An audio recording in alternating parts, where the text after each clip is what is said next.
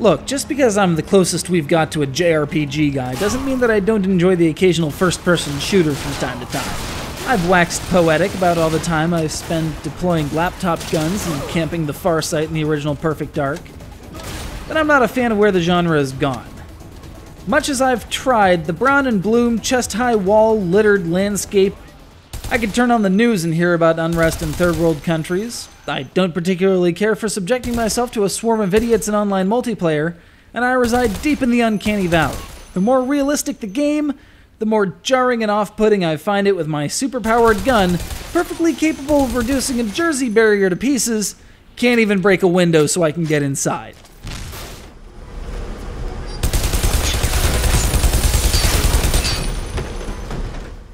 Case in point, this PC. It'll absorb clip after clip from this assault rifle, but only if you hit it from the front. I've studied physics and I've watched Mythbusters, so I've got a pretty good idea of what'll stop a bullet. That's not one of them. Sorry, but I'd check out at that point. Maybe, if you said this was a cartel dealing in indestructible PCs, I could potentially be on board. But this just smacks of an oversight in design.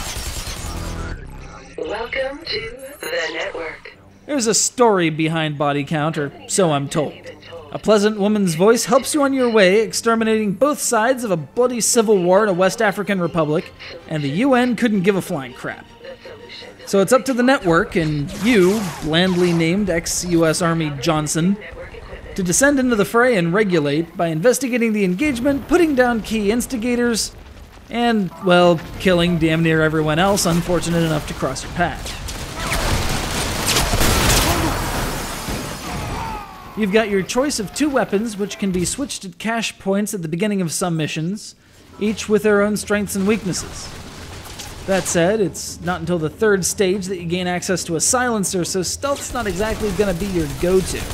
By collecting intel, the blue things strewn about the place, you can charge up special powers like invincibility and incendiary rounds.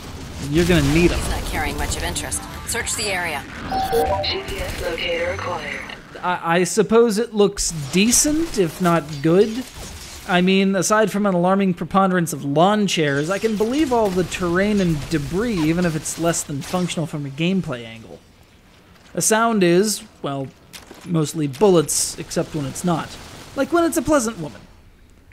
The controls are also fair, though aiming can be a right pain when you're deep in a scrum.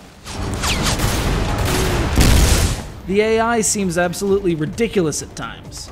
I can be standing just out of range, unloading dozens of rounds from this shotgun, and those 2 guys up on the wall take no action whatsoever. Again, it's stupid stuff like this in the PC case that prevent me from taking a game like this seriously.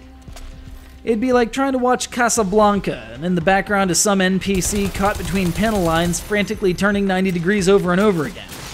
No one says anything, it just breaks what would otherwise be a great movie. I realize the idea of the FPS is more about the visceral sensation of killing, or a well-placed headshot, and while I strive for such things, and rack up bonuses for doing so, I'm not in the game as I do. These aren't people I'm killing, they're hostile pixels. And I'm doing so to get from point A to point B without having to respawn. Much as I try to appreciate a narrative behind this engagement, this window is apparently made of diamonds. Your argument is invalid.